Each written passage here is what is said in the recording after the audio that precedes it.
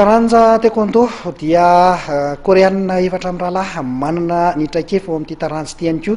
no tonga eto Madagasikara efa nanomboka ny 2020 volana Jolay lasa teo ka hatramin'izao hatramin'ny faran'ity volana ity moa izy eto Madagasikara izay mizara ny traikefany amin'ireo mpikatroka taekwondo malagasy.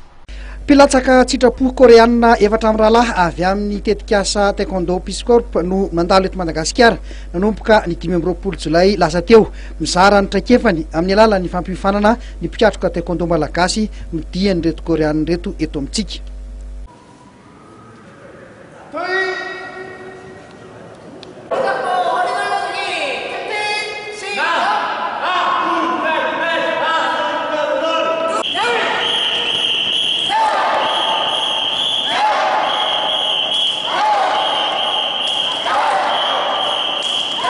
Intelo metona ny fiofanana omen'ireto koreanina ireto. Omaila sabotsy no nitanterahana ny fampiofanana voalohany etsy amin'ny kianja amin'ny tafona Korindrano. Ny fiofanana faharoa dia any Tomasina indray izay hanomboka ny 17 ny volana Aogositra ka hatramin'ny 12 ny volana Aogositra ary ny dingana fahatelo farany dia iverina eto Antananarivo indray ny 15 Aogositra ka hatramin'ny 19 ny volana Aogositra.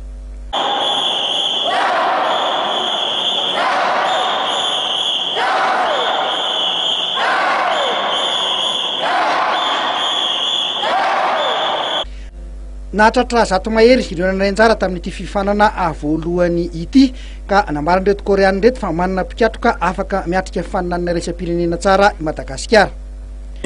Reto vahintsika reto moa izay tonga tamin'ny 17 volana Jolay dia mpikatroka taekwondo avy amin'ny Korea Atsimo ary ao anatin'ilay fandaran'asa taekwondo Peace Corps.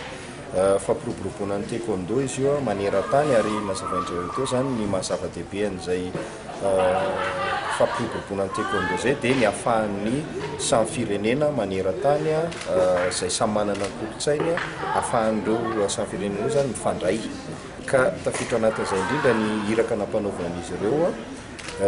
dia anofana ny mpikatroka eo amin'ny taranja taekwondo ary fiarah-miasa eo amin'ny fédération resam-pirenena amin'ny taranja taekwondo WTF na le hoe World Taekwondo Federation sy ny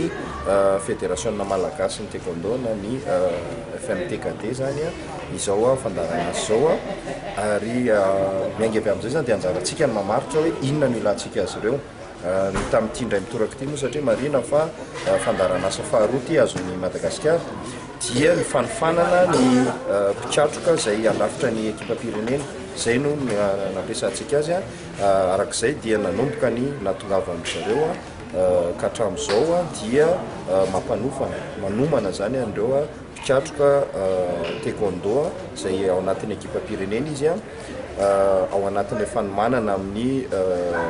lalao amin'ny afrikana raha toa ka isan'ny mandeha mifaninana taranja taekwondo zany dia efa manomantenany amin'izay fanotanjona lehibe izay napetraky ny fédération tamin'ny fotoana nahalany azy moa dia le hoe hiatrehana ny lalao olympique any Rio dia tafiditra tanteraka ao anatin'izay fiomanana izay zany ny natongavan'ireto. Nandritra izao fantalovan'ireto koreanina reto dia nisy ny fampisehoana ny fahaiza-manaony eo amin'ity taranja ity.